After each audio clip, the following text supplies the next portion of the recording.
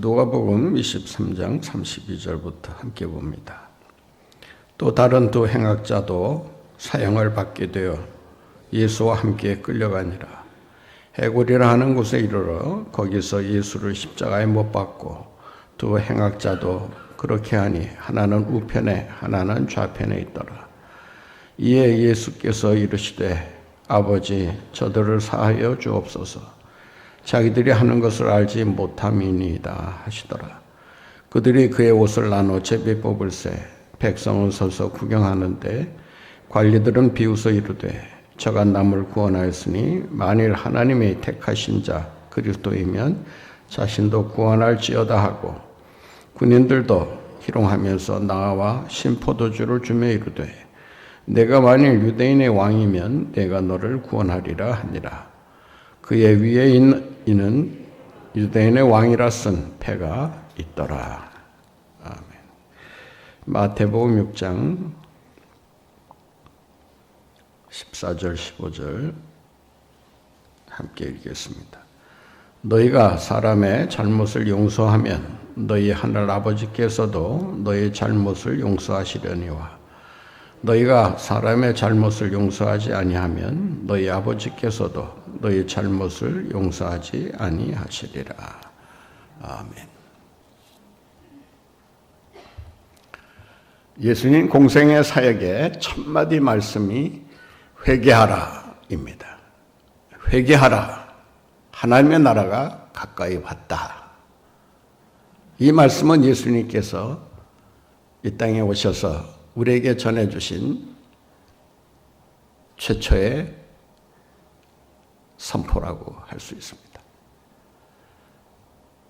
예수님의 마지막 말씀은 오늘 34절에 기록되어 있는 것처럼 아버지, 저들이 하는 일을 몰라서 그러하오니 저들을 용서하여 주소서. 용서해달라라고 하는 것이 예수님의 마지막 말씀으로 기록되어 있습니다. 회개와 용서, 이것은 우리 신앙생활에 중요한 두 축을 이루는 궤도와 같다라고 할 수 있습니다. 그리스도의 정체성을 말할 때 여러 가지를 이야기할 수 있지만 이 회개와 용서, 이 두 단어를 빼놓을 수가 없을 것입니다. 교회란 무엇을 하는 것이냐라고 했을 때 한마디로 말하면 회개와 용서를 경험하고 그리고 실천하는 훈련장이다라고 하는 것입니다. 교회 와서 여러분들이 계속 관심을 가지고 신경 써야 될 것이 하나 있다면 죄에 대한 회개와 그리고 그 회개에 따르는 하나님의 용서. 회개의 체험과 용서의 체험을 통해서 우리의 신앙의 기초가 든든히 세워지게 됐다라고 하는 것입니다. 예수님은 마지막 말씀으로 저들의 죄를 용서해달라라고 기도하고 있습니다. 이 기도는 평안한 가운데 드리는 기도가 아닙니다. 십자가를 지고 고통이 크게 달하는 그 순간에 경각간에 달한 자기의 운명을 돌아보면서 자기에게 집중을 해도 부족할 판에 예수님의 기도는 자신을 위한 기도가 아니라 자기를 십자가에 못 박은 자들을 향한 그리고 자기를 조롱하고 거짓 증언을 하고 십자가에 못 박도록 넘겨준 그 사람들을 향해 죄의 용서를 구하는 이 기도를 하고 계신다라고 하는 것입니다.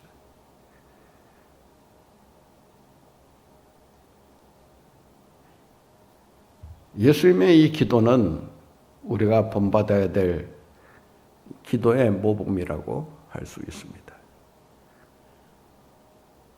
예수님은 주기도문을 통해서도 용서라고 하는 것이 얼마나 중요한가를 우리에게 가르쳐 주셨습니다.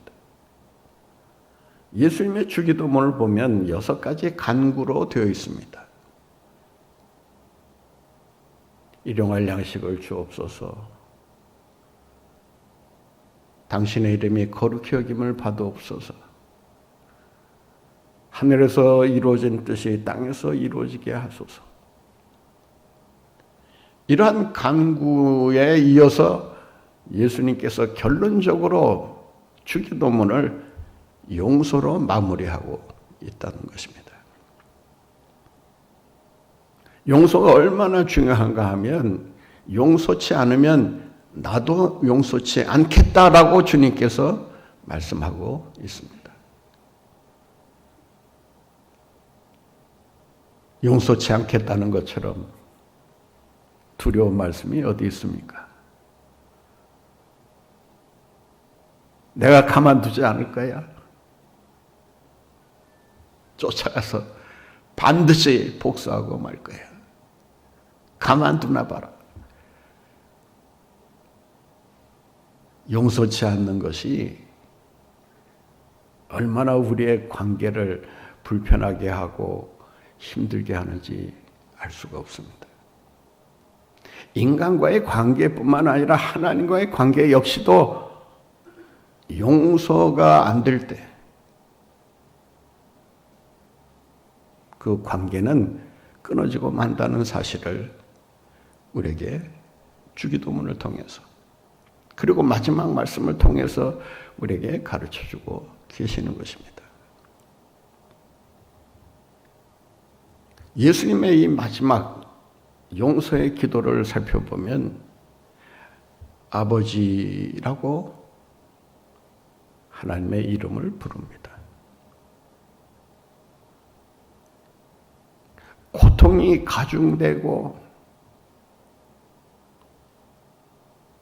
머리에서 가슴에서 팔과 다리에서 피가 흘러내리면서 몸의 기운이 쫙 빠져가는 그 상황에서 이제 죽었구나가 아니라 나를 십자가에 못 박은 저놈들을 어떻게 하든지 내가 복수하고야 말겠다. 원망하고 저주하는 그런 생각을 가지고 그 순간을 버티고 계시는 것이 아니라 그 순간에 예수님께서 내뱉으시는 한마디 말씀이 아버지입니다.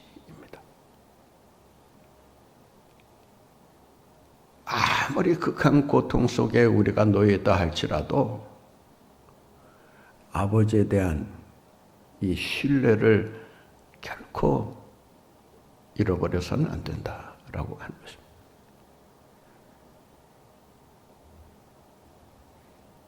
힘들고 어려울 때 우리가 의지할 수 있는 분은 누구입니까?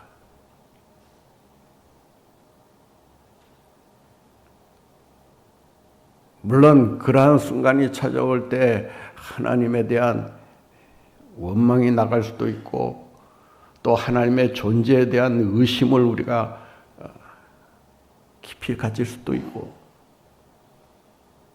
자기 신세에 대한 타령과 불평을 늘어놓을 수도 있지만 그 순간 아버지에 대한 절대적인 신뢰 그리고 아버지의 뜻에 전적으로 순종하리라는 이러한 결단이 예수님에게서 나타나고 있다라고 하는 것입니다.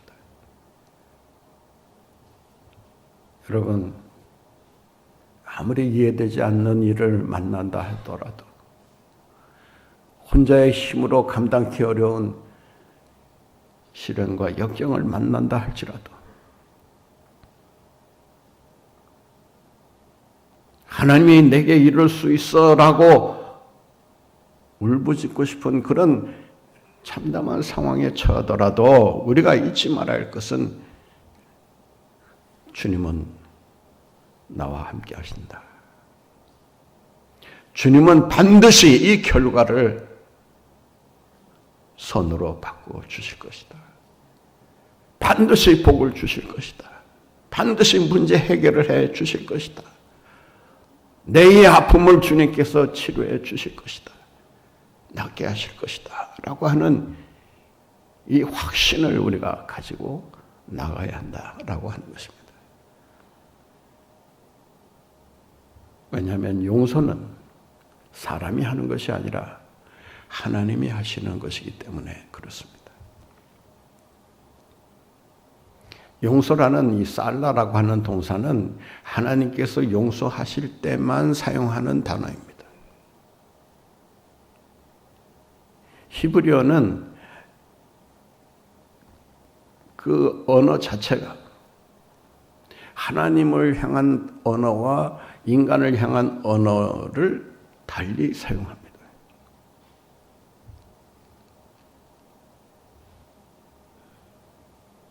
따라서 사랑이라고 하는 말을 할 때도 이 사랑이라고 하는 단어가 하나님을 향한 단어인지 인간을 향한 단어인지 잘 분간하고 그 말씀을 해석해야 합니다.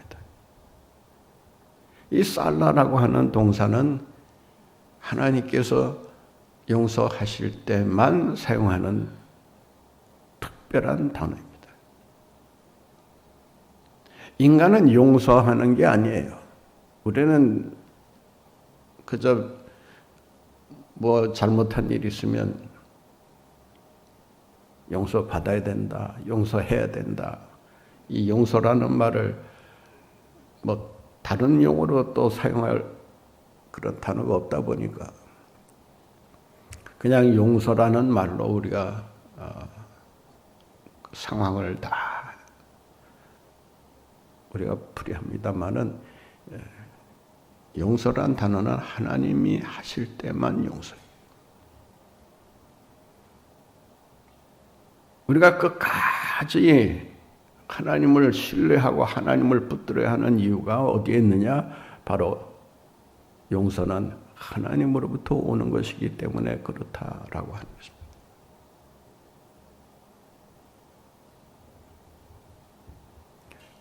인간은 단지 이해하고 용납하는 정도에서 그칩니다. 진정한 용서는 하나님께서 하실 때만 용서입니다. 그 용서의 뜻을 살펴보면 여러 가지 의미가 담겨 있습니다. 가장 많은 그 의미를 가지고 있는 것이 탕감한다. 빚을 청산한다. 그런 뜻입니다.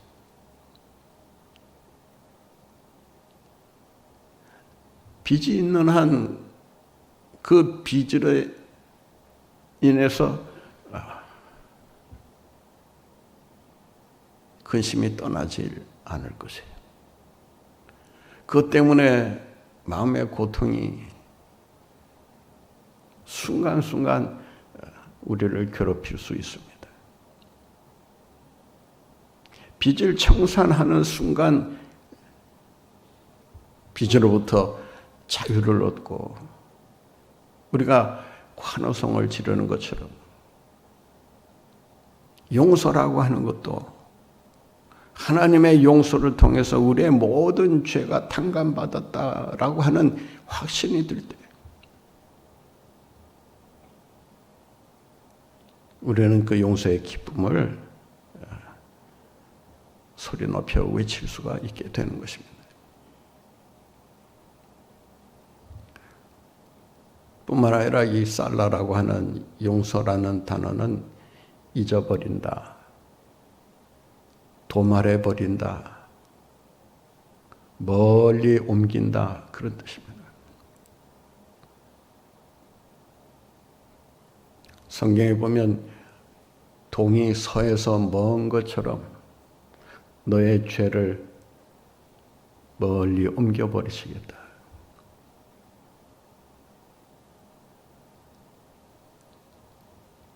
이 용서라는 단어는 추방한다는 단어를 가지고 있습니다. 정죄받을 만한 모든 요소를 다 추방시켜버려. 성경에는 깊은 바닷속에 빠뜨린다라고 표현하고 있습니다.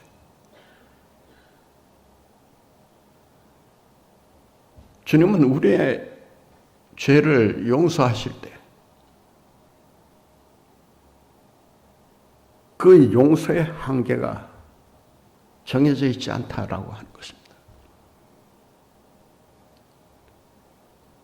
어떤 조건이 걸려 있는 것이 아닙니다. 이렇게 해야만 용서하고 이렇게 해야만 사해 주는 것이 아니라는 것입니다. 주님의 무조건적인 용서로 인해서 우리가 죄로부터 노임을 얻고 용서의 확신을 가지고 살아갈 수 있게 되는 것입니다. 이청준 우리 한국문단의 대표 중에 한 사람, 유명한 소설가인데 이분이 쓴 벌레 이야기라는 책이 있습니다. 그 책에 보면 주인공이 유괴 살인범에게 자식을 빼앗기고 방황하는 비극적인 이야기가 기록되어 있습니다. 자식을 잃은 그 아픔이 얼마나 컸는지, 그냥 정신적인 이 공황 상태가 찾아오게 된 것입니다. 우울증에 시달리면서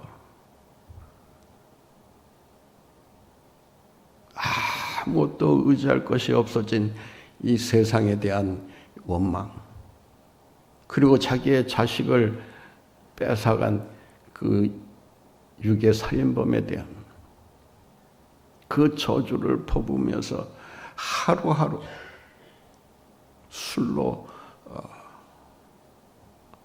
마음을 달래면서 살아갑니다. 이렇게 살아서는 결코 희망이 없다라고 판단하고 교회를 찾아가게 됩니다. 신앙생활을 하면서 마음의 안정을 찾기 시작하고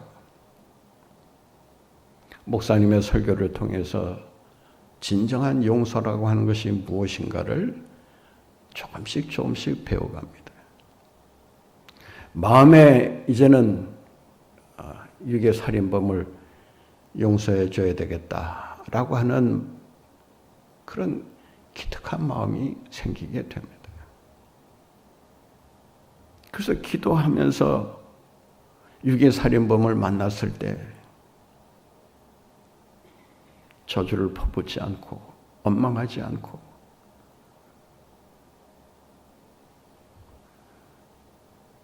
용서할 수 있는 마음을 달라. 그리고 어렵사리 면회 신청을 하고 그 살인범을 만나게 됩니다. 그런데 이 살인범으로부터 뜻밖의 말을 전해 듣습니다. 저도 감옥에 들어와서 예수를 믿게 됐습니다. 저도 기도하던 가운데 하나님의 용서를 받았습니다. 이제는 당신을 위해 저도 기도하고 있습니다. 지금 용서하려고 간 이 어머니에게 이 사형수가 하는 말이 내가 주님으로부터 용서받았기 때문에 내 마음은 평안하다. 어머니에 대한 사과 한마디 하지 않고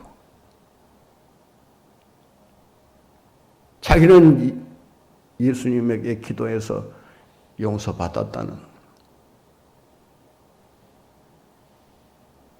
그 일방적인 그 믿음을 가지고 이 어머니에게 당신을 위해 기도하고 있다라고 오히려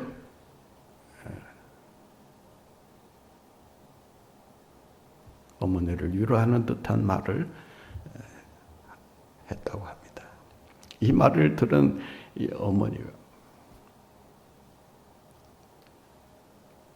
그동안 잠잠했던 그 복수심이 다시 끌어오르면서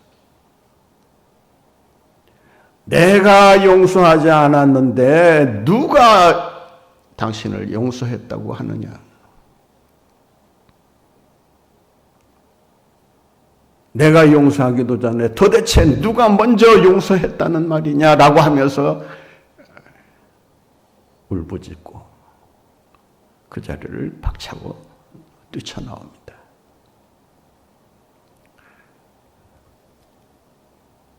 소설에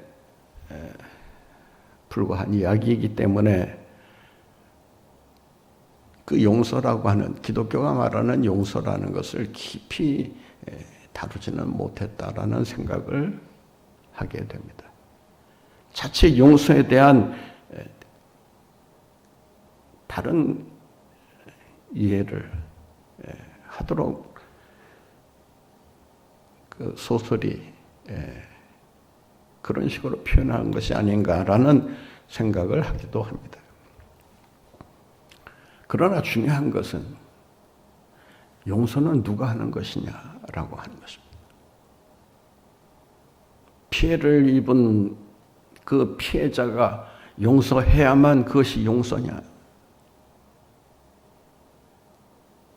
물론 인간관계에 있어서는 피해자가 가해자에게 용서를 베풀어야만 그것이 용서가 되는 것은 사실입니다. 그래야만 그래도 어느 정도 문제가 무마될 수 있습니다.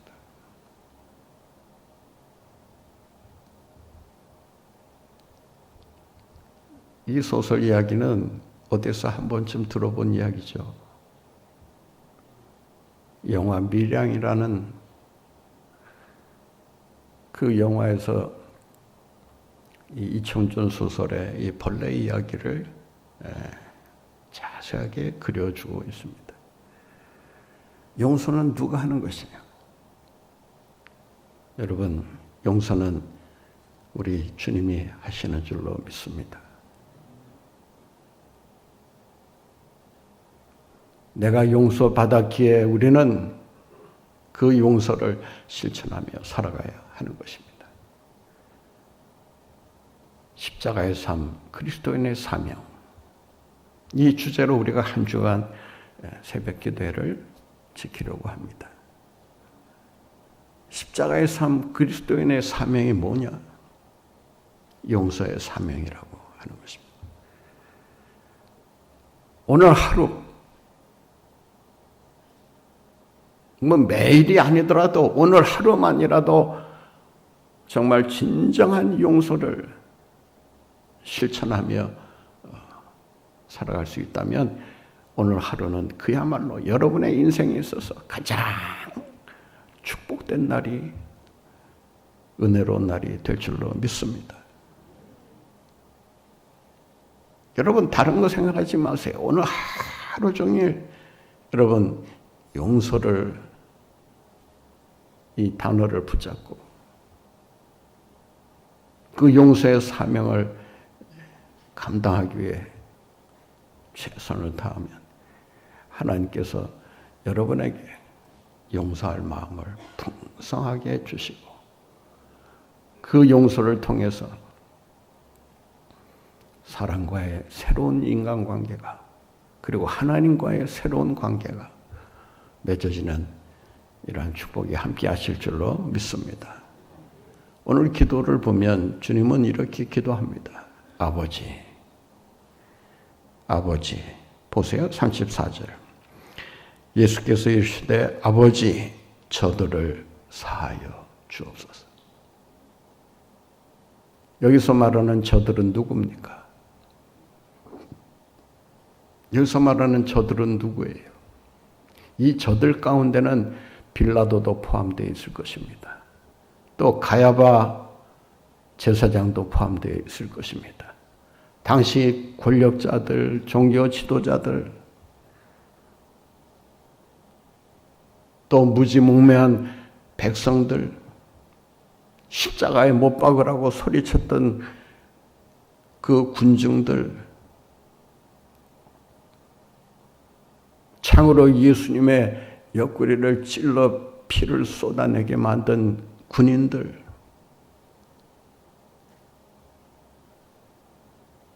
여기에 저들 가운데 여러분도 포함되어 있다는 사실을 잊지 마시기를 바랍니다. 저들을 사하여 주옵소서. 이 주님의 이 용서의 기도가 있었기에 오늘 우리가 이 자리에 나와 있게 된 줄로 믿습니다. 그렇지 않습니까? 주님의 용서가 없었더라면 주님의 용서 없는 신앙생활 가능합니까? 주님의 용서가 없는 성령 충만 가능합니까?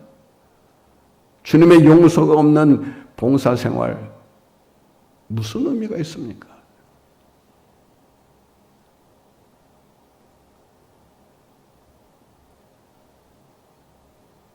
윌리엄 부스의 그 간증 이야기가 있습니다. 저는 고난주간을 맞을 때마다 이 윌리엄 부스의 이 간증 이야기를 항상 떠올리곤 합니다.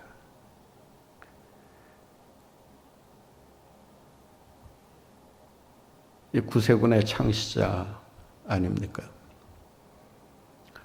이분이 하루는 잠을 자는데 잠 속에서 이 환상이 보이더랍니다. 어떤 환상인가 해서 그 주시에서 그 환상을 바라보니까 한 사람이 십자가에 못 박혀 죽고 있는데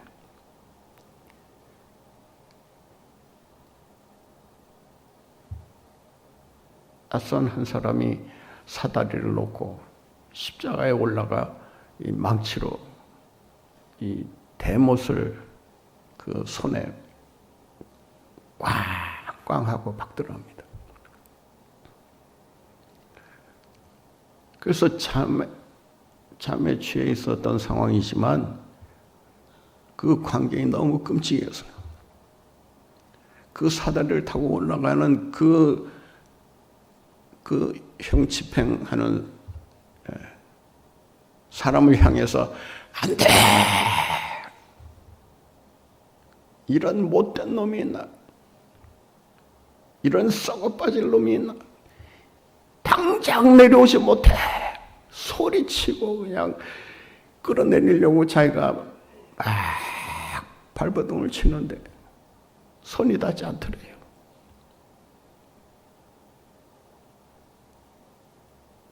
그 자기가 소리치는 그 소리를 듣지 못하는 건지 들으면서도 모른 체 하는 건지 알 수 없지만 계속해서 자기가 하던 일을 하더랍니다. 꽉 받고 그리고 밑으로 내려와서 발에다가도 못을 꽉 받고 소리를 계속 목이 쉬도록 외쳐듣지만 전혀 아랑곳하지 않고 자기 하던 일만 하고 내려오는데 갑자기 이 사람이 뒤를 돌아보면서 씩 웃더래요. 자기가 할 일을 다 했다라는 뭐 만족감이었는지는 모르겠지만 뒤를 돌아보면서 씩 그 싸늘한 웃음을 짓는데 이 윌리엄 부스가 환상 중에 그 모습을 보고 깜짝 놀랐어요. 그 씩 웃는 그 비열한 그 모습이 자기의 얼굴이었다는 거예요.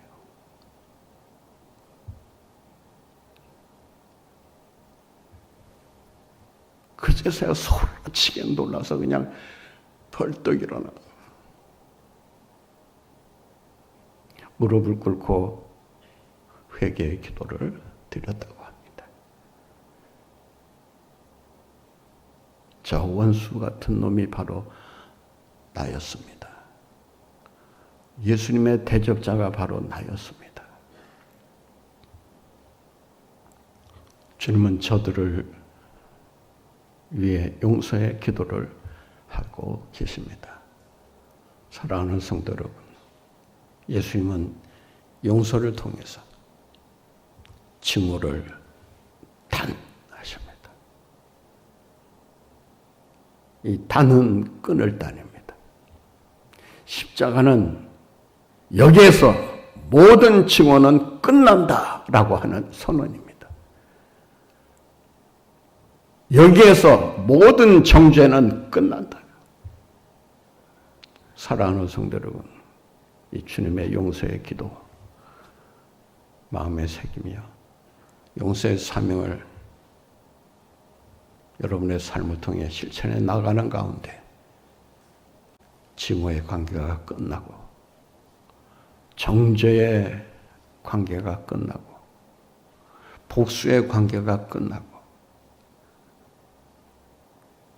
화목과 평안의 관계가 다시금 새롭게 이어지는 그러한 은혜가 여러분과 함께 하시기를 간절히 바랍니다.